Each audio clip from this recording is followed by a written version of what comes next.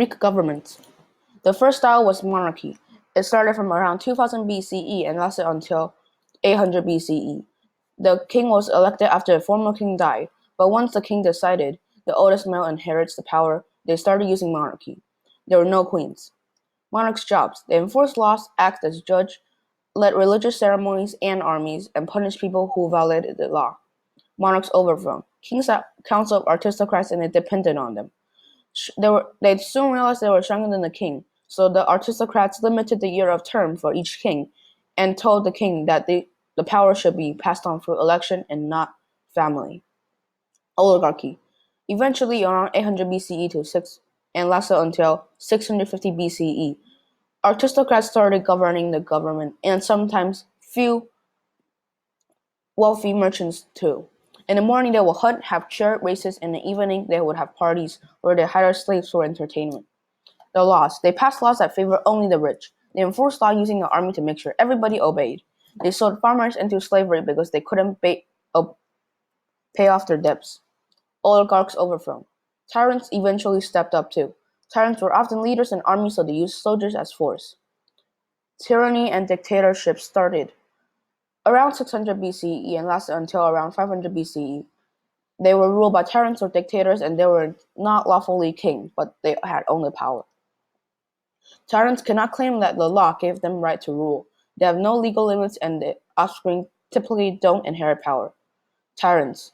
The tyrants were likely to take control by force, often popular because they guaranteed rights to the poor.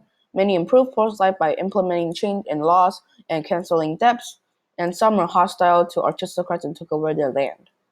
Are tyrants overthrown? In Athens, the last tyrant was Hippias.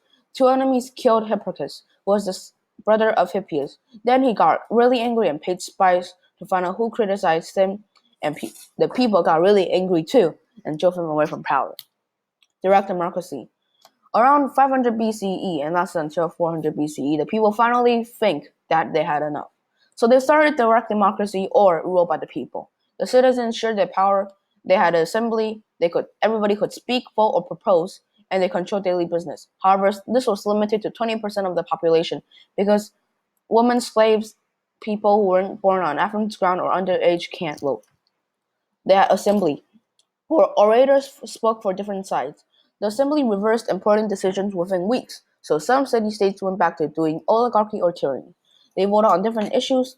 They had 6,000 people minimum, and servants would be sent out to find people if there weren't enough, and they were paid for participation later on because they want people to take time off from their work. Council of 500. There were 500 members. They set the city's agenda, randomly chosen for the allotment machine, served as leader or president for a month, and they lasted for around a year. Jurors. The jurors decided whether the accused was guilty or not. They were randomly selected by the allotment machine. There was a minimum of 200 citizens. They were paid and had equal tribal representation.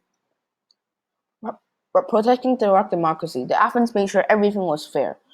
They had random selection through allotment machine, and they had ostracism where every once a year they would decide whether a person was too influential or too powerful, and they would exile them for 10 years.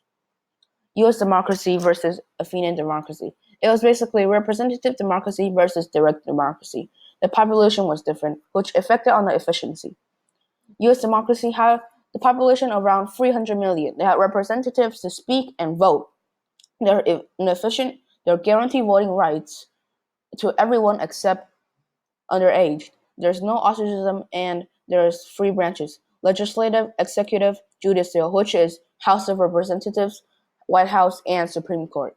US democracy had three levels: local, senate, and nationals. They had philosophers, they had more armed forces, they had more conflicts because of more ideas, that they're likely to do something bad for society because less people have to agree on a certain issue. They don't exile tyrants. The Athenian democracy, on the other hand, have only around 150,000 people. They had orators to speak for them, and they're efficient because they have less people.